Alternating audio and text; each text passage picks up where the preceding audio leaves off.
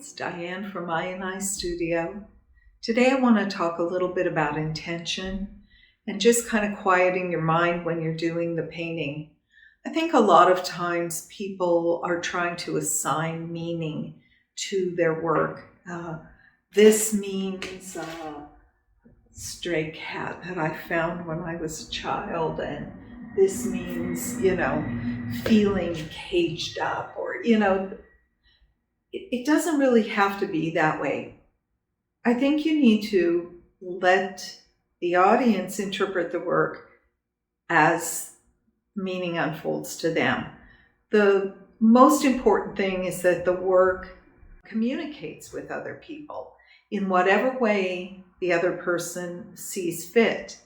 So I do have stories about a lot of the materials that I use for collage. I feel that collage is pretty personal, and I have a box that I keep my little precious scraps in, and I sort of know each piece intimately and when it might go on a painting.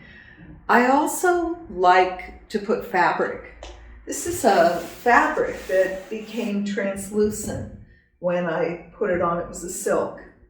And this is a paper that came from China. I carried it back. This is another paper that came from China, and I painted a stencil on the paper before I attached it. I love the contrast of the dark with the light. So I like to think about contrast in my work. Not only the colors, but the different contrasting textures. This is an implied texture. When I feel it, it's smooth, it's not rough, but it looks almost billowy to me, like a cloud. A more texture here. So all different kinds of contrast between paper, paint, fabric, pencil work, different things.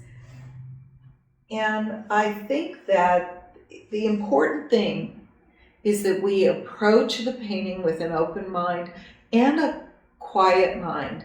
So when you go into your studio, try to develop some kind of a technique to calm your mind, get yourself in that zone space, and one by one, let your problems fly out the window. So I think that's the best way to approach the work. And I'm going to put a layer of cold wax on this. I've already put a barrier coat of polymer medium. Then I varnished it with a acrylic polymer varnish, golden. And now I'm going to put a layer of cold wax on it. So that's a process that I go through for finishing, which is also a meditative process. Because when the painting's done and you don't have to worry about what am I going to put here, what am I going to take off there, how am I going to make this composition come together, it's now resolved. And so we're just spending time with it, sending it off, sending it on its way into the world, and just getting to know the painting by taking care of the surface so that it looks as good as it can when it goes to the gallery, so that when someone brings it into their home, it stands up. It won't be faded by the elements.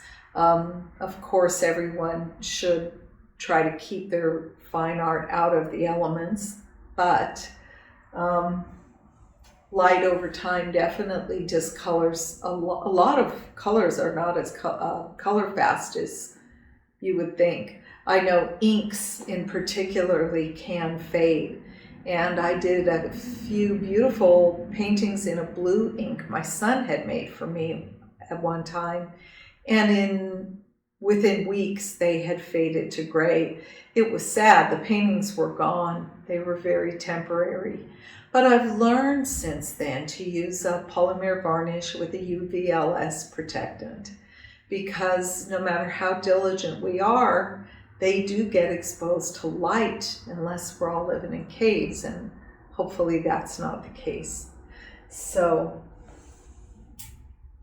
then I paint up the sides. There's different ways you can handle your sides, and I sign the back and wire it up. That way we're ready if a gallery calls and they need a piece in a hurry. Can you bring it over? Yes, I'm ready. I can bring it over. Otherwise, it can take me 2 or 3 days to get a painting ready.